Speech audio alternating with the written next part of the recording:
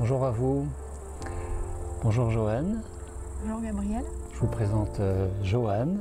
Joanne qui a réalisé un parcours initiatique en pause alimentaire pranique de 21 jours. C'était quand? En février, janvier, mars? Fin janvier, début février de cette année, oui. Voilà. Et donc nous sommes chez toi dans les Vosges. Tout à fait. Donc merci de m'accueillir, moi et ma caméra. Un grand plaisir de te rencontrer. Et oui, et bien de rencontrer en vrai les personnes que j'accompagne, c'est toujours un plaisir. Donc super, une fois encore merci à toi. Donc tu vas nous raconter tout ça? Oui. Qu'est-ce qui t'a amené à vouloir faire ce processus de 21 jours praniques sans manger? Alors ça faisait plusieurs années que ça me titillait, que ça m'appelait un peu, que j'avais vu le film Lumière. J'avais une personne dans mon entourage qui avait fait un stage, un processus de 21 jours avec Henri Montfort en 2010-2011 à peu près. Et puis voilà, de le côtoyer, parce qu'il avait vécu un temps chez nous, de le côtoyer, de voir son niveau d'énergie, sa présence. Donc quelqu'un qui a été pranique, tu veux dire? Oui, voilà, oui, pardon. À l'issue d'un processus, voilà. Et ben voilà, ça m'interpelle. Moi, je suis dans le domaine, entre guillemets, alimentaire depuis quelques années. J'expérimente beaucoup les cures, le jeûne, voilà, différents types de... Tu es dans le domaine alimentaire d'un point de vue professionnel ou personnel? J'expérimente à titre personnel et j'en ai fait ma profession. D'accord. Voilà. Et des temps de pause alimentaire en fait, de différentes manières. Oui. Et donc le prana s'inscrivait naturellement là-dedans. Ok. Et un ami m'a conseillé Monsieur Gabriel sur internet, j'ai regardé des vidéos. Puis un jour, je me suis réveillée, ça me titillait depuis quelques jours, je me suis dit, allez, je t'ai envoyé un mail le dimanche. Et on a commencé, je crois que c'était le jeudi suivant, ça a été très vite. Ça a été rapide. Très très vite. Comment ça s'est passé pour toi le préparatif au festin pranique? Un festin de 21 jours, c'est pas mal. Mais vu que ça a été très rapide, j'ai pas réellement eu le temps de me préparer entre guillemets avec un suivi particulier que je crois que tu proposes aussi parfois en fonction des personnes. Mais il y avait peut-être déjà ce que tu avais mis en place dans ton hygiène de vie personnelle avant même de m'appeler. Voilà, c'est ça. En termes de démarche personnelle, je suis crudivore, alors pas à 100% entre guillemets, mais je mange largement cru. Je fonctionne pas forcément du tout sur 3 repas par jour. En général, je petit déjeune pas, donc je fais 2 ou 1 repas par jour. Et essentiellement des fruits et des légumes crus, quelques oléagineux, etc. Donc il y avait déjà tout ça, et ça depuis des années. Et puis j'ai déjà eu des temps de pause alimentaire par le biais du jeûne, certains ayant été jusqu'à 30 jours de jeûne. Donc il y a déjà une pratique, une détox au niveau physiologique, etc. Du coup, la préparation, elle était faite sans se faire officiellement, on va dire. Voilà, Joanne m'avait raconté à l'époque, ça me revient maintenant, que par ailleurs, tu fais aussi des marathons, des footings, tout ça. Des courses, des courses du footing. Et qu'à l'issue d'un jeûne de 30 jours, tu avais encore fait un footing de 16 km. 16 km. 10 miles. 16 km, 10 miles de footing à l'issue d'un 30 jours de jeûne sans avoir remangé entre-temps. Un jus d'orange l'avant-veille, parce que je me suis dit, j'ai été prise par la peur pour le coup, clairement. Je me suis dit non mais c'est pas possible, j'ai mon 10 miles demain, 30 jours, bon, je romps. J'ai rompu avec un jus d'orange la veille. Ouais, donc c'est pas ça qui a fait vraiment la différence. Non, je pense pas. Non. Et tu as fait ton 16 km. J'ai couru mes 10 miles sans marcher à aucun moment. J'ai pas fait mon meilleur temps, mais je suis pas tombée d'inanition non plus. Je pense que voilà, j'avais pas une tension hyper haute, mais j'ai tenu mes 10 miles sans aucun souci. J'avais un bon niveau d'énergie sur tout le long de ce jeûne long, qui est le seul jeûne long aussi long que j'ai fait. Et donc, et au final, quand tu es arrivée au bout de 16 km, tu étais toujours aussi fraîche? Quasiment. Quasiment. J'ai croqué quelques oranges. Bon. Non, franchement, j'ai bien récupéré, ça a été très bien. Aucune courbature, bien. Donc, quasi crudivore, 1 à 2 repas par jour. Tu pratiquais déjà les pauses de 24 heures semaine ou, oui, enfin voilà, tu faisais des jeûnes. Le jeûne hebdomadaire, je fais souvent. Ouais. Jeudi, jeûne. Comme ça. Voilà. C'est au moins une journée par semaine. Voilà, ouais. Et alors après, nous avons commencé. Tout à fait. Ces 21 jours, ça s'est passé comment pour toi? Bah, super. Non, c'était une super expérience. Dans quel sens c'était super, Alors, concrètement? Concrètement, ça a été super déjà de pouvoir faire ce processus tout en restant à la maison. L'accompagnement que tu proposes à distance via des réunions Skype 2 fois par jour, c'est super parce que moi j'ai ma fille, j'ai mon boulot, j'ai mes activités. Ça te convenait en tout cas? Ça me convenait, voilà. Voilà, c'était adapté à ma situation du moment. Ça ne m'a pas empêché de faire mes activités. Hein, je me souviens que souvent tu me disais vas-y tranquille quand même, Joanne. Parce que j'avais un côté un peu daï-daï. Mais c'était une très belle expérience. J'ai beaucoup aimé les personnes. Je n'étais pas toute seule lors de ce processus. J'ai beaucoup aimé les échanges et les interactions qui ont pu se créer avec les autres membres. J'ai beaucoup aimé les pratiques que tu proposes concrètement. C'était vraiment des petites bulles d'expansion de conscience 2 fois par jour en belle compagnie. En se ressourçant à la source. Voilà, exactement. Donc tu étais accompagnée de mémoire avec une franco-alsacienne et une québécoise. C'est ça. C'est ça. Oui, tout à fait. D'accord. Au niveau de la forme physique, comment ça a été sur ces 21 jours, en sachant qu'il y avait 3 semaines, 3 x 7, 21. La forme physique, elle a évolué comment? J'ai gardé un bon niveau d'énergie, voire... Je ne parle pas après, mais pendant. Ah oui, non, pendant le processus, voilà. J'ai pas été... j'ai maintenu un bon niveau d'énergie tout le long du processus. J'ai pu continuer... C'est pas ça la question. Si, ah oui, pardon. Quasi bon niveau d'énergie, quasi à la normale ou vraiment moins, ou situé comment?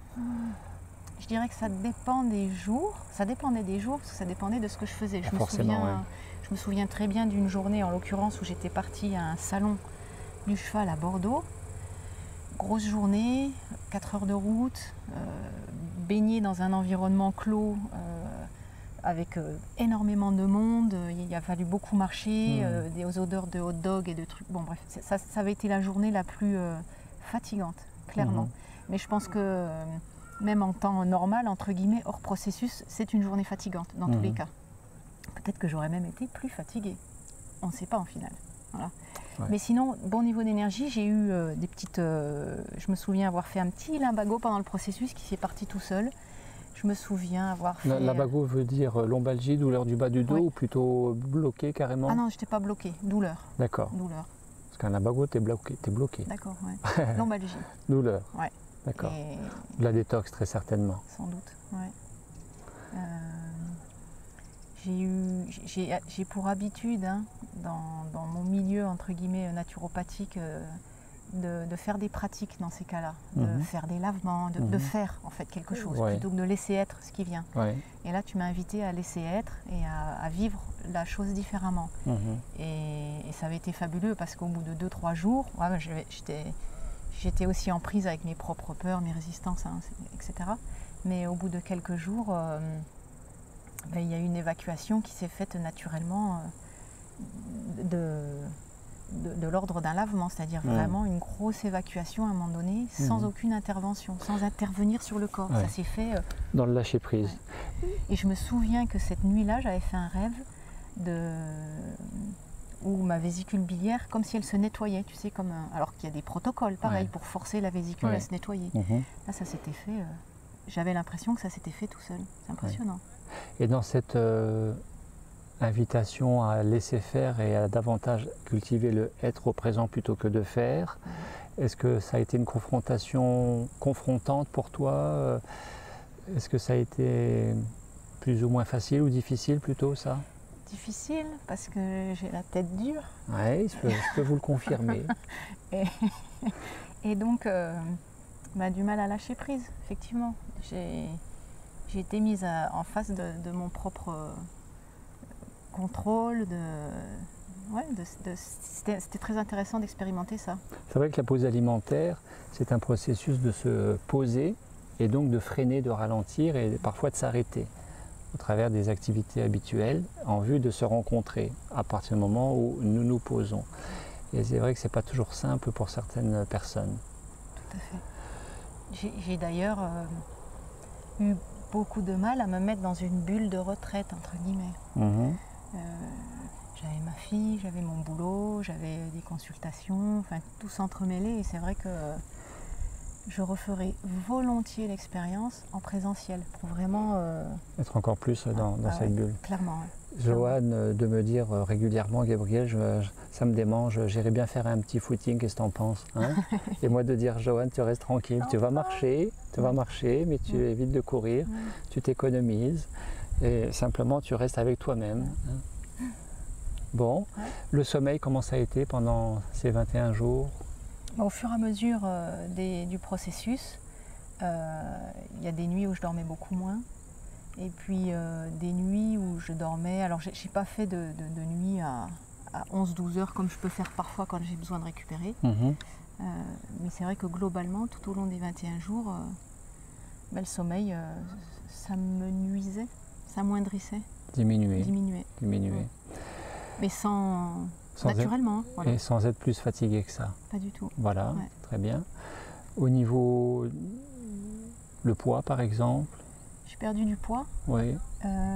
Alors pour pratiquer le jeûne régulièrement, clairement, je fais une réelle distinction. C'était pas du tout. J'ai senti que c'était pas du tout la même perte de poids. C'était pas du tout le même regain d'énergie non plus. Enfin, tu vois, je dissocie vraiment pour l'avoir vécu le processus pranique d'un jeûne. Mais donc oui, non, j'ai perdu quand même. Je ne sais plus de mémoire, mais en 3 semaines, j'avais dû perdre une dizaine de kilos. Oui, ce qui est dans la perte à peu près la plus commune chez la plupart des gens.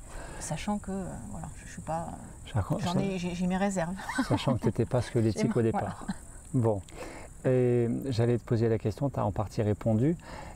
Toi qui es une habituée des jeûnes classiques, est-ce qu'avec cette expérience de 21 jours de pause alimentaire nourrie au prana, à la lumière de la conscience du ici et maintenant, c'est ça aussi la lumière, c'est pas que le soleil ou les photons.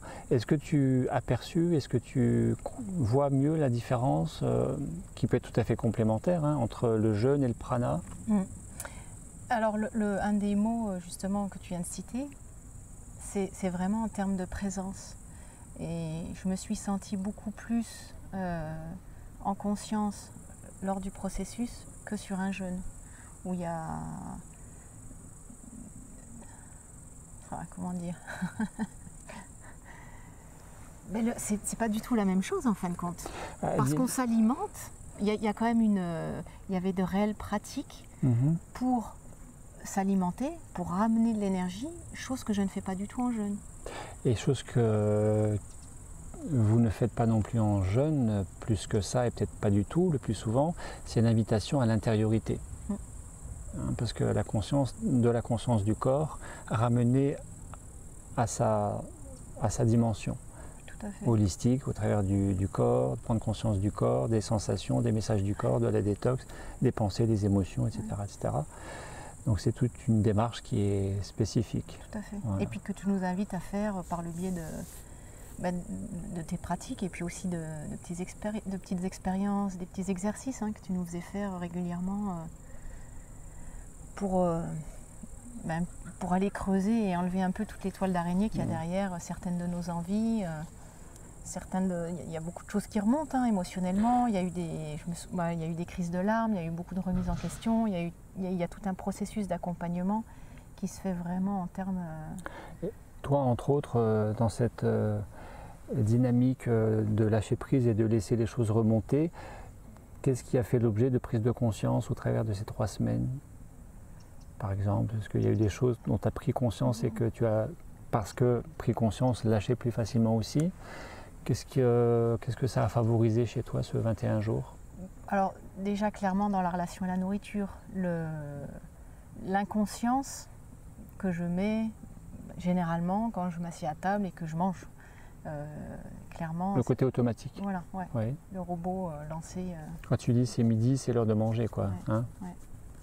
Et du relationnel aussi, la relation à la maman, à l'enfance. Il y a eu plein de choses qui se sont jouées à ce niveau-là aussi, entre moi, ma maman, moi, ma fille. Dans ce relationnel-là, il y avait eu pas mal de prise de conscience. Et au milieu de tout ça, la nourriture.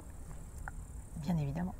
Et Là. les états émotionnels qu'on vient compenser, des émotions qui remontent et juste à accueillir, hein, comme bien souvent. Est-ce que tu sous-entends par là, consciemment ou pas, une certaine fonction maternante de la nourriture? Ah oui, clairement. Hein? Oui. Et alors, t'en es où avec Clairement. ça aujourd'hui? La fonction maternante ouais, de la le nourriture. chemin, c'est toujours en processus, Oui. on va dire.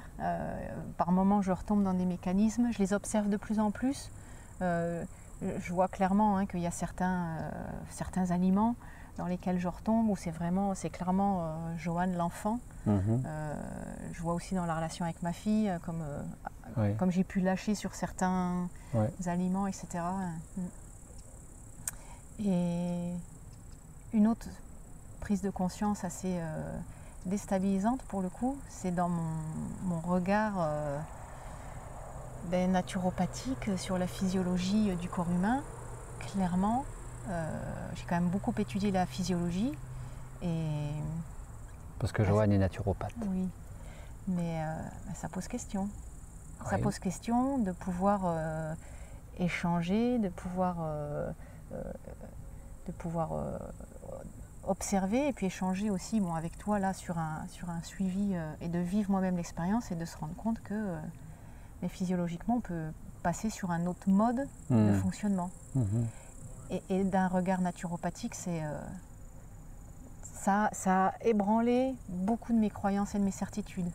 Et j'ai vraiment mis un temps à me dire, ok, là, qu'est-ce qui se passe, qu'est-ce que j'en fais, comment je l'intègre dans mon métier, comment je le transmets aux gens, tout en n'affolant pas non plus les personnes, hein, parce que je pense que tout le monde n'est pas prêt, clairement, à vivre un processus ou à basculer dans ce mode de vie-là. À quitter sa caverne. Voilà.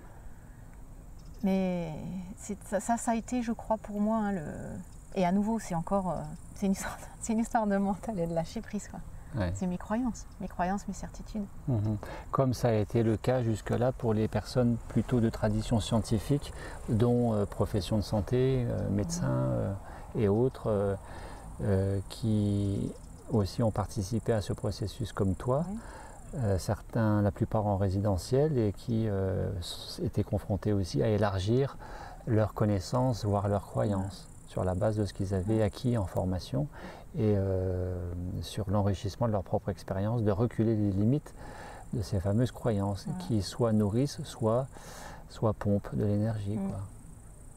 Et en même temps, de réaliser que l'un n'empêche pas l'autre. La physiologie n'empêche pas le mode pranique et vice-versa. Hein. On peut, comme tu aimes à le dire, on fonctionne sur ce moteur hybride.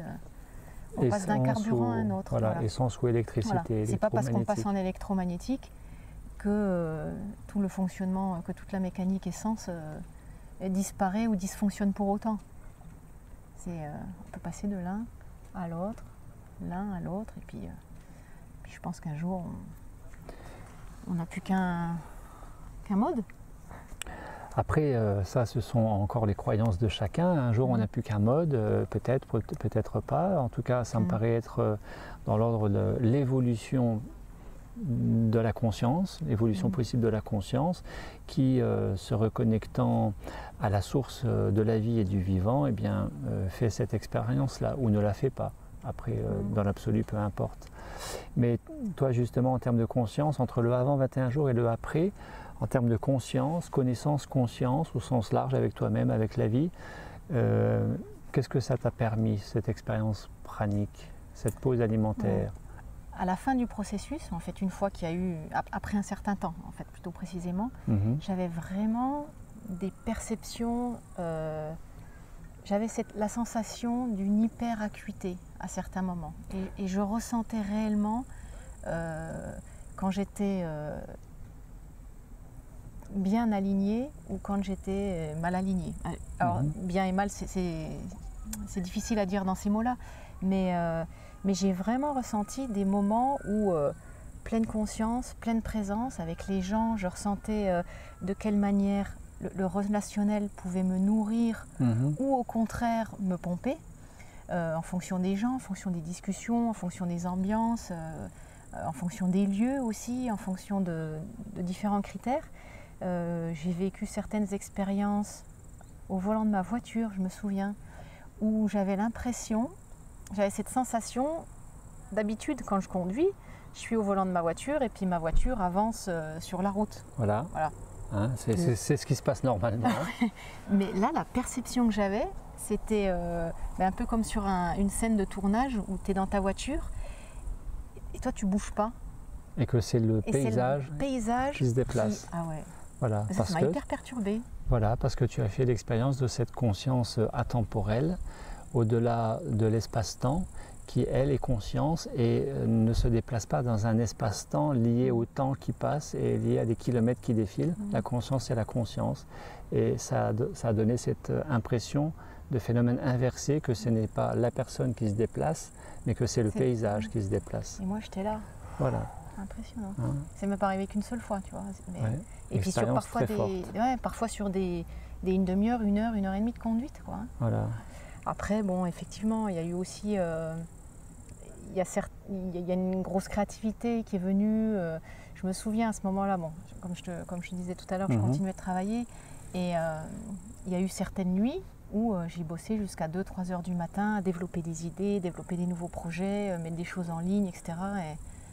Et à fond, quoi. Avec une énergie. Avec beaucoup d'énergie, sans être fatigué au final. Tout à fait. Et puis une créativité, des idées, des choses qu'on capte, enfin que je captais de je sais pas où, tu vois, des trucs vraiment nouveaux qui venaient. Est-ce que c'est quelque chose qui s'est confirmé dans la durée ou ça a été ponctuel et tu pourrais dire aujourd'hui que ça t'a amené davantage de conscience, ça t'a ouvert d'autres horizons sans que ça les referme après coup? Ça a ouvert certains horizons, y en a d'autres clairement où à l'issue du processus, j'ai recommencé à manger, j'ai repris ma diète habituelle du reste et je vois bien qu'en fait en fonction de ma qualité de présence, en fonction de mon niveau d'énergie, de ma vibration, c'est là ou c'est pas là. Ça tient qu'à moi, hein, on est bien d'accord, mais je vois bien... Quelle est aujourd'hui ta relation à la nourriture? Est-ce que ça a bougé quelque chose, ce processus, toi et la nourriture? Alors il y a moi j'étais... je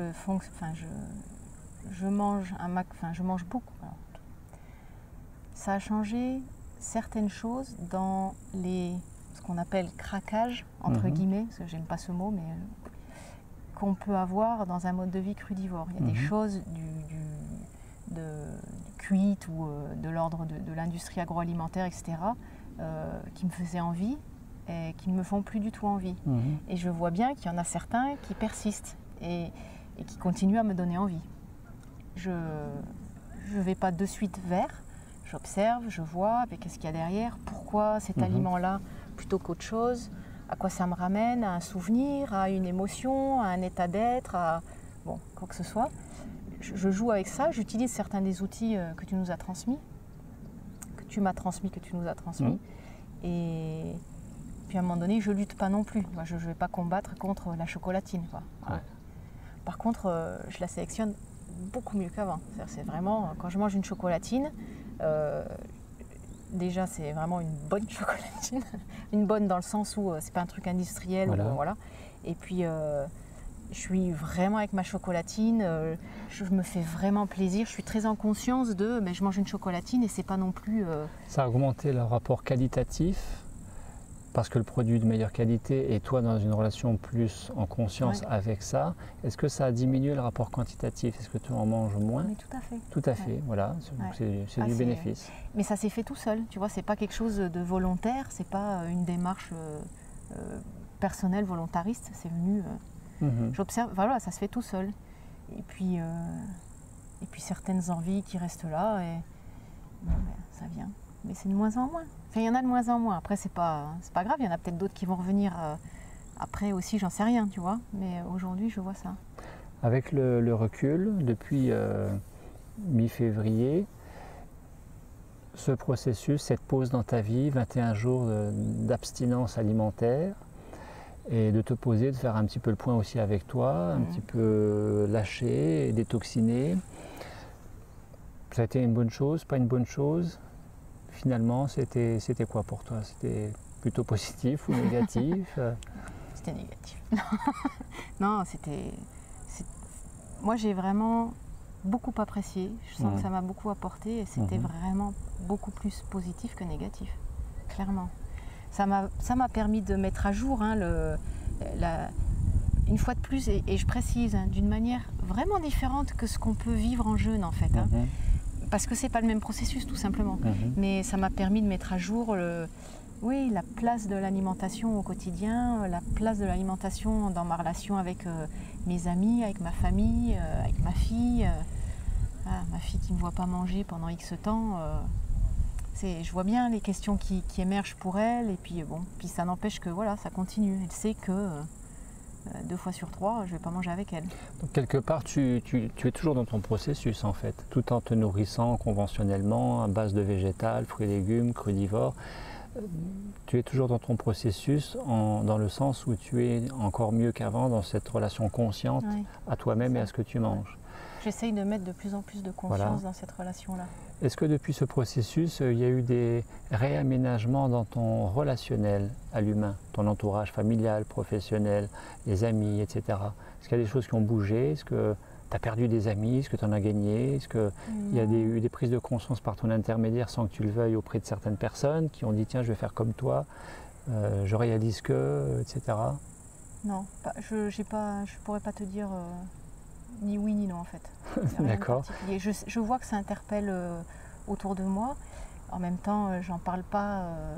Je n'ai pas la sensation que ce soit suffisamment intégré pour pouvoir en parler et en parler et en parler. C'est aussi certainement parce que ce qui est là aujourd'hui, c'était déjà là avant. Peut-être. Et tu avais déjà ce relationnel, il te connaissait déjà. Oui, peut-être, ouais. En tout cas, ça ne t'a pas éloigné de ton entourage. Ah non, ça c'est sûr. Non. Très bien.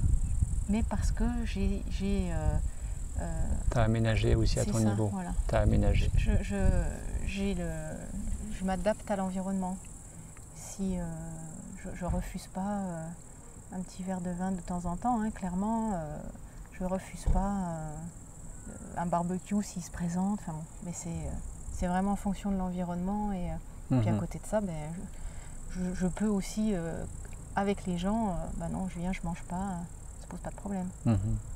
Voilà. Chose que tu faisais déjà. Hyper flexible. Tu faisais déjà ça avant, en fait.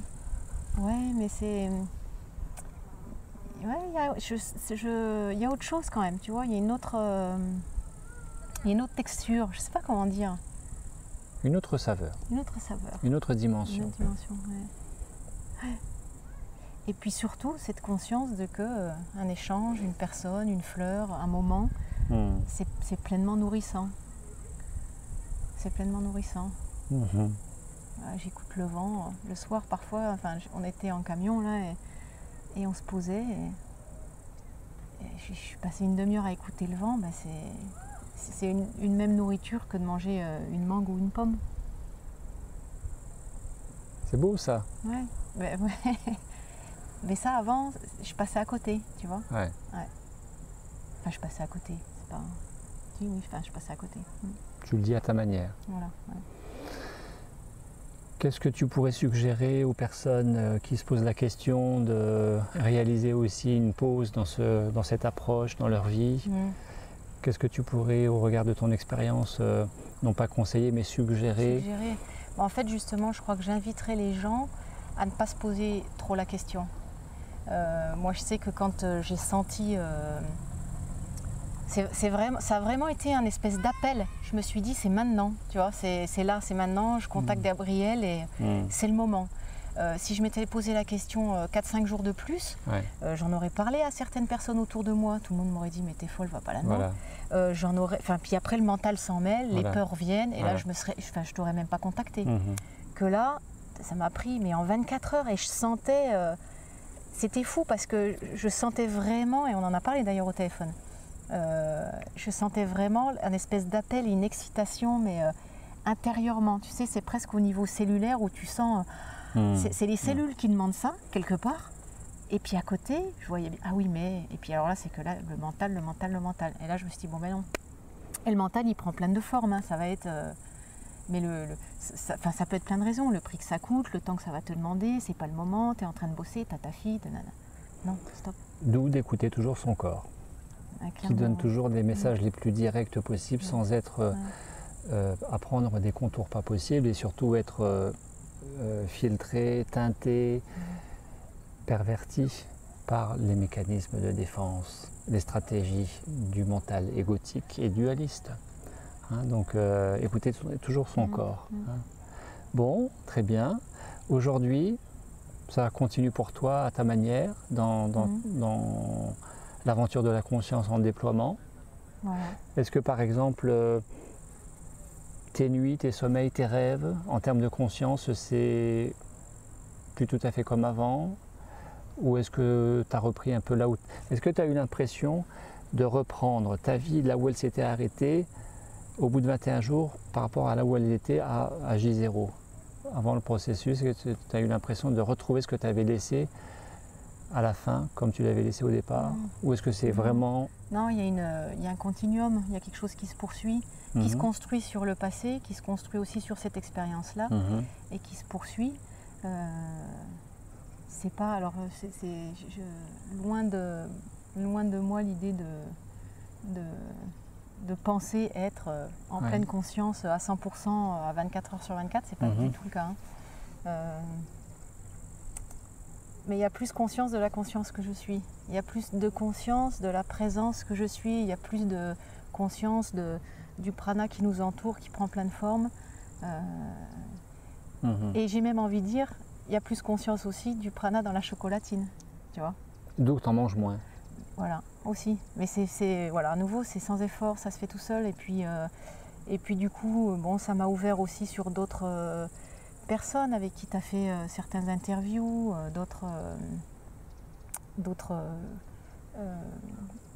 personnes qui travaillent dans cette expansion de conscience, hein, chacun à leur niveau, qui me nourrit également. Bon. C'est un chemin, je vois. Voilà, et le chemin se poursuit. Le chemin se poursuit. Est-ce que tu voulais, pour le dernier mot de la fin, rajouter quelque chose? Ben merci à toi. C'est moi qui te remercie. Non, mais merci. Bah, déjà, je suis ravie que tu sois venu, parce que je suis ravie de t'avoir rencontré en personne. Voilà. Et puis... Le chemin continue pour tout le monde, et encore plus que pour toi, ben pour moi aussi. Et je dis souvent en stage résidentiel que mes meilleurs enseignants sont mes accompagnés, et que vous êtes aussi à l'origine de ma propre évolution. Donc c'est moi qui te remercie aussi. Avec plaisir. Et bonne suite à toi alors. Merci. Ouais. Puis on se reverra en stage résidentiel cette fois. On se reverra si tu le souhaites. Merci à vous, à bientôt. Merci, au revoir.